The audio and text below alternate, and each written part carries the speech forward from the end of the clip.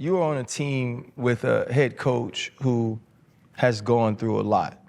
Andy Reid and his family, whether it's losing loved ones or situations with his sons, he's dealt with a lot very publicly. Mm-hmm. And I'm sure you had to have conversations with him about what you were going through, and also in order to get the help that you were seeking, Andy Reid needed to be okay with that, in line with that, and probably spearheading and leading that.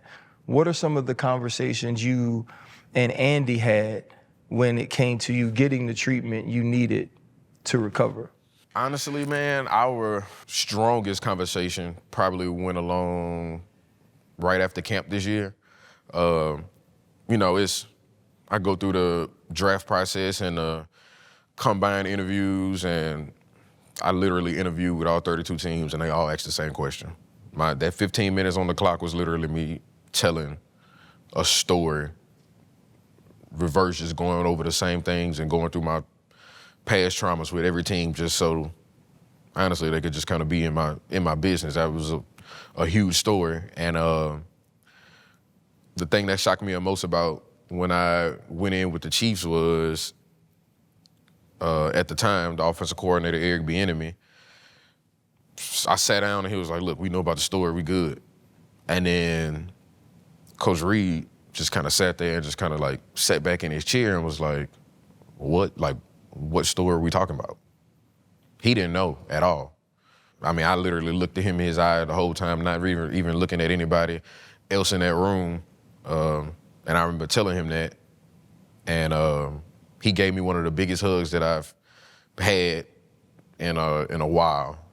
And then, you know, fast forward some years, I'm going through everything I'm going through these past 4 years, being sick, doing whatever, in and out. And I don't want to say the story kind of faded in the back of his mind. Obviously, he knew kind of what went on, but I don't think the details were kind of getting told to him, just because everybody thinks it's Coach Reid. He has enough on his plate. Clyde being sick his stomach just hurting. It's stuff like that. You know how the NFL is.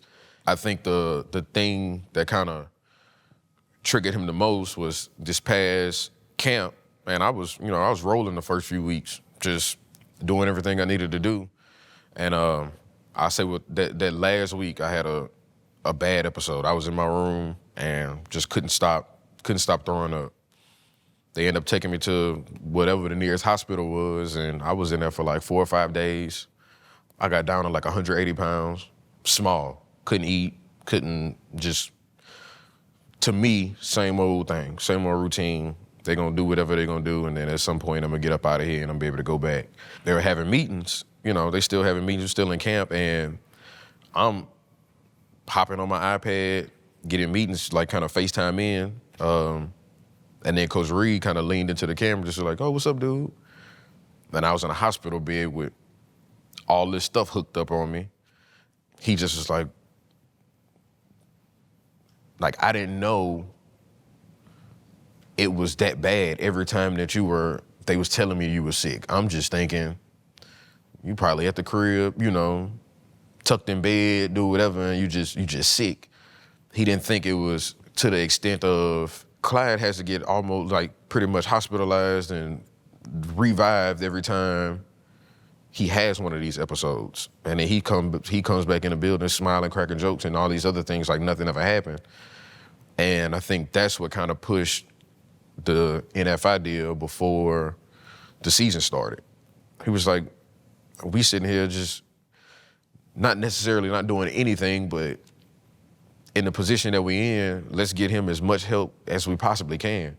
Whatever doctors around here, KU and all these medical people and all this other stuff, and he knows how I am about, the medical field, and I'm in school for it now. He's just like, why are we not doing everything that we can possibly do to help him and to get him in a position to where he is that same dude that I gave the ball to 26 times against Houston. Yeah. And let him roll. That's who I want. I don't want somebody who depletes himself or mentally gets depleted physically it takes a toll, and then we back putting them in the spill like nothing ever happened. It's like, bro, you're 25 years old. Like, you're gonna have to live the rest of your life with this. So why not get the help that we need, that you need now, get all the questions answered so you can be able to enjoy your life, not only for the rest of your NFL career, but life after. What's the point of us playing this game and being on this platform if we can't do the things that's necessary, like help people who need help? And that's when I just took a step back and really appreciated Coach Reid as the man and the father and the just stature of a person that he is. You know, I had to, NFI was a hard thing because, like I was telling him, the only time I felt myself was when I'm playing. So you about to put me in a situation to where I can't feel like myself, but you need to learn how to be able to cope with that and be yourself away from this.